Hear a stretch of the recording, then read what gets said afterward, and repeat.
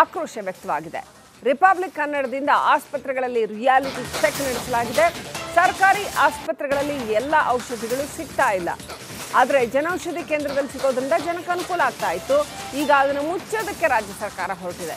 ರಾಜಕೀಯ ಬೇಳೆ ಬೇಯಿಸ್ಕೊಳ್ಳೋದಕ್ಕೆ ಬಡವರ ಮೇಲೆ ಬರೆ ಎಳಿತಾ ಇದೆ ಅಂತ ಜನಗಳು ಆಕ್ರೋಶ ವ್ಯಕ್ತಪಡಿಸಿದ್ದಾರೆ. ಜನರ ಜೀವದ ಜೊತೆ ಆಟ ಆಡಬೇಡಿ ಅಂತ ಸರ್ಕಾರದ ವಿರುದ್ಧ ಜನಗಳು ಆಕ್ರೋಶ ವ್ಯಕ್ತಪಡಿಸ್ತಾ ಇದ್ದಾರೆ.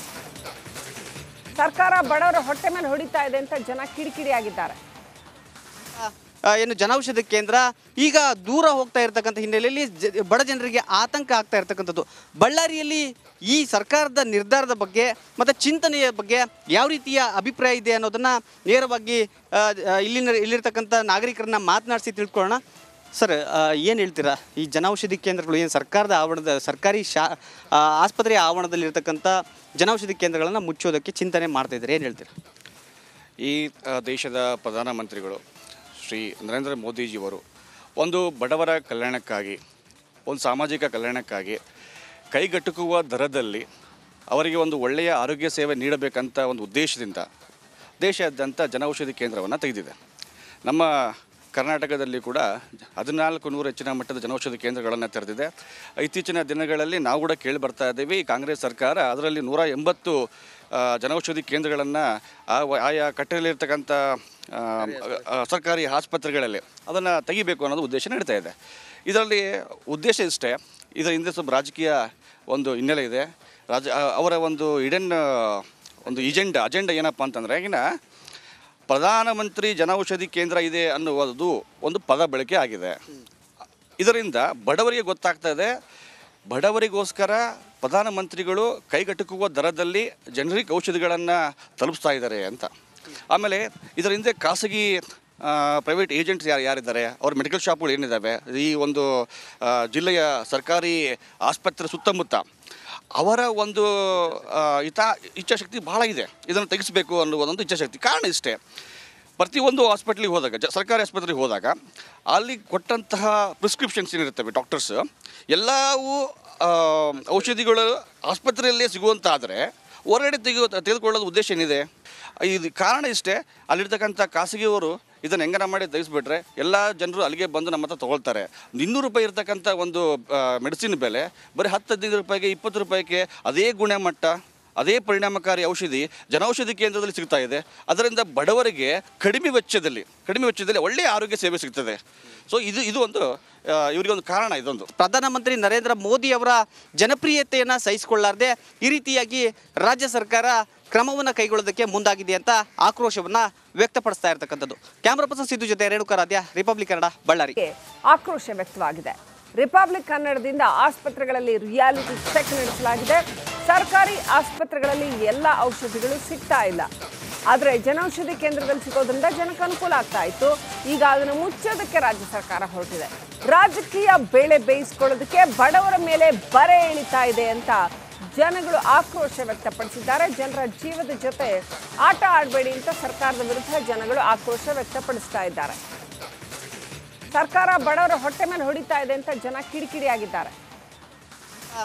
ಏನು ಜನೌಷಧಿ ಕೇಂದ್ರ ಈಗ ದೂರ ಹೋಗ್ತಾ ಇರತಕ್ಕಂಥ ಹಿನ್ನೆಲೆಯಲ್ಲಿ ಬಡ ಜನರಿಗೆ ಆತಂಕ ಆಗ್ತಾ ಇರತಕ್ಕಂಥದ್ದು.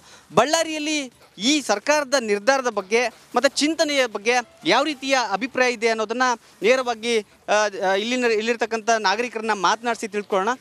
ಸರ್, ಏನು ಹೇಳ್ತೀರಾ? ಈ ಜನೌಷಧಿ ಕೇಂದ್ರಗಳು ಏನು ಸರ್ಕಾರದ ಆವರಣದ ಸರ್ಕಾರಿ ಆಸ್ಪತ್ರೆಯ ಆವರಣದಲ್ಲಿರ್ತಕ್ಕಂಥ ಜನೌಷಧಿ ಕೇಂದ್ರಗಳನ್ನು ಮುಚ್ಚೋದಕ್ಕೆ ಚಿಂತನೆ ಮಾಡ್ತಾ ಇದ್ದಾರೆ, ಏನು ಹೇಳ್ತೀರಾ? ಈ ದೇಶದ ಪ್ರಧಾನಮಂತ್ರಿಗಳು ಶ್ರೀ ನರೇಂದ್ರ ಮೋದಿಜಿಯವರು ಒಂದು ಬಡವರ ಕಲ್ಯಾಣಕ್ಕಾಗಿ, ಒಂದು ಸಾಮಾಜಿಕ ಕಲ್ಯಾಣಕ್ಕಾಗಿ ಕೈಗೆಟುಕುವ ದರದಲ್ಲಿ ಅವರಿಗೆ ಒಂದು ಒಳ್ಳೆಯ ಆರೋಗ್ಯ ಸೇವೆ ನೀಡಬೇಕಂತ ಒಂದು ಉದ್ದೇಶದಿಂದ ದೇಶಾದ್ಯಂತ ಜನೌಷಧಿ ಕೇಂದ್ರವನ್ನು ತೆಗೆದಿದೆ.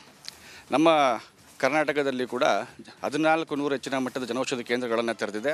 ಇತ್ತೀಚಿನ ದಿನಗಳಲ್ಲಿ ನಾವು ಕೂಡ ಕೇಳಿ ಬರ್ತಾ ಇದ್ದೀವಿ, ಕಾಂಗ್ರೆಸ್ ಸರ್ಕಾರ ಅದರಲ್ಲಿ 180 ಜನೌಷಧಿ ಕೇಂದ್ರಗಳನ್ನು ಆಯಾ ಕಟ್ಟಡದಲ್ಲಿರ್ತಕ್ಕಂಥ ಸರ್ಕಾರಿ ಆಸ್ಪತ್ರೆಗಳಲ್ಲಿ ಅದನ್ನು ತೆಗಿಬೇಕು ಅನ್ನೋದು ಉದ್ದೇಶ ನಡೀತಾ ಇದೆ. ಇದರಲ್ಲಿ ಉದ್ದೇಶ ಇಷ್ಟೇ, ಇದರ ಹಿಂದೆ ಸ್ವಲ್ಪ ರಾಜಕೀಯ ಒಂದು ಹಿನ್ನೆಲೆ ಇದೆ. ಅವರ ಒಂದು ಅಜೆಂಡಾ ಏನಪ್ಪ ಅಂತಂದರೆ, ಈಗಿನ ಪ್ರಧಾನಮಂತ್ರಿ ಜನೌಷಧಿ ಕೇಂದ್ರ ಇದೆ ಅನ್ನುವುದು ಒಂದು ಪದ ಬಳಕೆ ಆಗಿದೆ. ಇದರಿಂದ ಬಡವರಿಗೆ ಗೊತ್ತಾಗ್ತಾ ಇದೆ, ಬಡವರಿಗೋಸ್ಕರ ಪ್ರಧಾನಮಂತ್ರಿಗಳು ಕೈಗೆಟುಕುವ ದರದಲ್ಲಿ ಜನರಿಗೆ ಔಷಧಿಗಳನ್ನು ತಲುಪಿಸ್ತಾ ಇದ್ದಾರೆ ಅಂತ. ಆಮೇಲೆ ಇದರ ಹಿಂದೆ ಖಾಸಗಿ ಪ್ರೈವೇಟ್ ಏಜೆಂಟ್ಸ್ ಯಾರಿದ್ದಾರೆ, ಅವ್ರ ಮೆಡಿಕಲ್ ಶಾಪ್ಗಳು ಏನಿದ್ದಾವೆ, ಈ ಒಂದು ಜಿಲ್ಲೆಯ ಸರ್ಕಾರಿ ಆಸ್ಪತ್ರೆ ಸುತ್ತಮುತ್ತ ಅವರ ಒಂದು ಇಚ್ಛಾಶಕ್ತಿ ಭಾಳ ಇದೆ. ಇದನ್ನು ತೆಗೆಸಬೇಕು ಅನ್ನುವುದೊಂದು ಇಚ್ಛಾಶಕ್ತಿ. ಕಾರಣ ಇಷ್ಟೇ, ಪ್ರತಿಯೊಂದು ಹಾಸ್ಪಿಟ್ಲಿಗೆ ಹೋದಾಗ, ಸರ್ಕಾರಿ ಆಸ್ಪತ್ರೆಗೆ ಹೋದಾಗ ಅಲ್ಲಿ ಕೊಟ್ಟಂತಹ ಪ್ರಿಸ್ಕ್ರಿಪ್ಷನ್ಸ್ ಏನಿರ್ತವೆ ಡಾಕ್ಟರ್ಸ್ ಎಲ್ಲವೂ ಔಷಧಿಗಳು ಆಸ್ಪತ್ರೆಯಲ್ಲೇ ಸಿಗುವಂತಾದರೆ ಹೊರಗಡೆ ತೆಗೆದುಕೊಳ್ಳೋದು ಉದ್ದೇಶ ಏನಿದೆ? ಇದು ಕಾರಣ ಇಷ್ಟೇ, ಅಲ್ಲಿರ್ತಕ್ಕಂಥ ಖಾಸಗಿಯವರು ಇದನ್ನು ಹೆಂಗನ ಮಾಡಿ ತೆಗೆಸ್ಬಿಟ್ರೆ ಎಲ್ಲ ಜನರು ಅಲ್ಲಿಗೆ ಬಂದು ನಮ್ಮ ಹತ್ರ ತೊಗೊಳ್ತಾರೆ.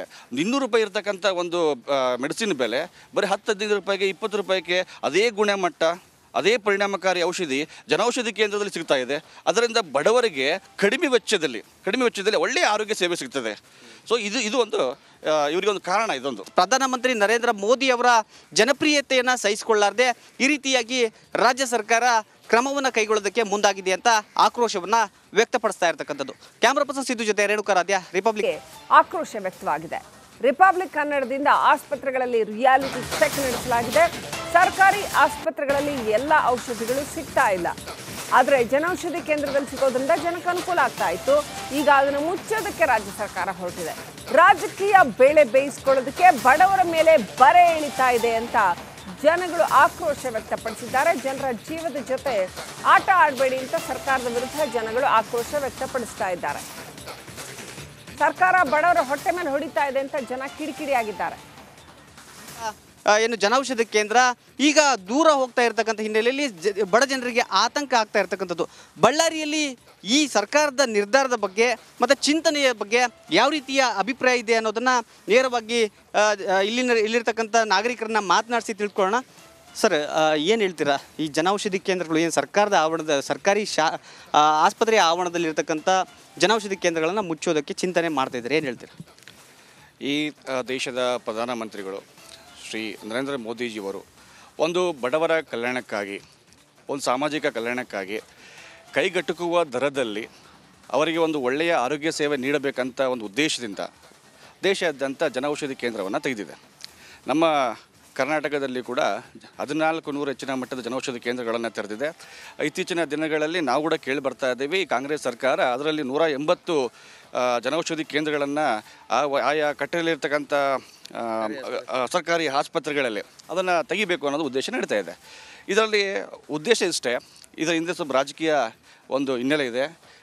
ಅವರ ಒಂದು ಒಂದು ಅಜೆಂಡ ಏನಪ್ಪ ಅಂತಂದರೆ, ಈಗಿನ ಪ್ರಧಾನಮಂತ್ರಿ ಜನೌಷಧಿ ಕೇಂದ್ರ ಇದೆ ಅನ್ನುವುದು ಒಂದು ಪದ ಬಳಕೆ ಆಗಿದೆ. ಇದರಿಂದ ಬಡವರಿಗೆ ಗೊತ್ತಾಗ್ತಾ ಇದೆ, ಬಡವರಿಗೋಸ್ಕರ ಪ್ರಧಾನಮಂತ್ರಿಗಳು ಕೈಗೆಟುಕುವ ದರದಲ್ಲಿ ಜನರಿಗೆ ಔಷಧಿಗಳನ್ನು ತಲುಪಿಸ್ತಾ ಇದ್ದಾರೆ ಅಂತ. ಆಮೇಲೆ ಇದರ ಹಿಂದೆ ಖಾಸಗಿ ಪ್ರೈವೇಟ್ ಏಜೆಂಟ್ಸ್ ಯಾರಿದ್ದಾರೆ, ಅವ್ರ ಮೆಡಿಕಲ್ ಶಾಪ್ಗಳು ಏನಿದ್ದಾವೆ, ಈ ಒಂದು ಜಿಲ್ಲೆಯ ಸರ್ಕಾರಿ ಆಸ್ಪತ್ರೆ ಸುತ್ತಮುತ್ತ ಅವರ ಒಂದು ಇಚ್ಛಾಶಕ್ತಿ ಭಾಳ ಇದೆ. ಇದನ್ನು ತೆಗೆಸಬೇಕು ಅನ್ನುವುದೊಂದು ಇಚ್ಛಾಶಕ್ತಿ. ಕಾರಣ ಇಷ್ಟೇ, ಪ್ರತಿಯೊಂದು ಹಾಸ್ಪಿಟ್ಲಿಗೆ ಹೋದಾಗ, ಸರ್ಕಾರಿ ಆಸ್ಪತ್ರೆಗೆ ಹೋದಾಗ ಅಲ್ಲಿ ಕೊಟ್ಟಂತಹ ಪ್ರಿಸ್ಕ್ರಿಪ್ಷನ್ಸ್ ಏನಿರ್ತವೆ ಡಾಕ್ಟರ್ಸ್ ಎಲ್ಲವೂ ಔಷಧಿಗಳು ಆಸ್ಪತ್ರೆಯಲ್ಲೇ ಸಿಗುವಂತಾದರೆ ಹೊರಗಡೆ ತೆಗೆದುಕೊಳ್ಳೋದು ಉದ್ದೇಶ ಏನಿದೆ? ಇದು ಕಾರಣ ಇಷ್ಟೇ, ಅಲ್ಲಿರ್ತಕ್ಕಂಥ ಖಾಸಗಿಯವರು ಇದನ್ನು ಹೆಂಗನ ಮಾಡಿ ತೆಗೆಸ್ಬಿಟ್ರೆ ಎಲ್ಲ ಜನರು ಅಲ್ಲಿಗೆ ಬಂದು ನಮ್ಮ ಹತ್ರ ತೊಗೊಳ್ತಾರೆ. 200 ರೂಪಾಯಿ ಇರ್ತಕ್ಕಂಥ ಒಂದು ಮೆಡಿಸಿನ್ ಬೆಲೆ ಬರೀ 10-15 ರೂಪಾಯಿಗೆ 20 ರೂಪಾಯಿಗೆ ಅದೇ ಗುಣಮಟ್ಟ ಅದೇ ಪರಿಣಾಮಕಾರಿ ಔಷಧಿ ಜನೌಷಧಿ ಕೇಂದ್ರದಲ್ಲಿ ಸಿಗ್ತಾ ಇದೆ. ಅದರಿಂದ ಬಡವರಿಗೆ ಕಡಿಮೆ ವೆಚ್ಚದಲ್ಲಿ ಒಳ್ಳೆಯ ಆರೋಗ್ಯ ಸೇವೆ ಸಿಗ್ತದೆ. ಸೊ ಇದು ಒಂದು ಇವರಿಗೆ ಒಂದು ಕಾರಣ. ಇದೊಂದು ಪ್ರಧಾನಮಂತ್ರಿ ನರೇಂದ್ರ ಮೋದಿ ಅವರ ಜನಪ್ರಿಯತೆಯನ್ನು ಸಹಿಸಿಕೊಳ್ಳಾರದೆ ಈ ರೀತಿಯಾಗಿ ರಾಜ್ಯ ಸರ್ಕಾರ ಕ್ರಮವನ್ನು ಕೈಗೊಳ್ಳೋದಕ್ಕೆ ಮುಂದಾಗಿದೆ ಅಂತ ಆಕ್ರೋಶವನ್ನು ವ್ಯಕ್ತಪಡಿಸ್ತಾ ಇರ್ತಕ್ಕಂಥದ್ದು. ಕ್ಯಾಮ್ರಾ ಪರ್ಸನ್ ಸಿದ್ದು ಜೊತೆ ರೇಣುಕಾರಾಧ್ಯ, ರಿಪಬ್ಲಿಕ್ ಕನ್ನಡ.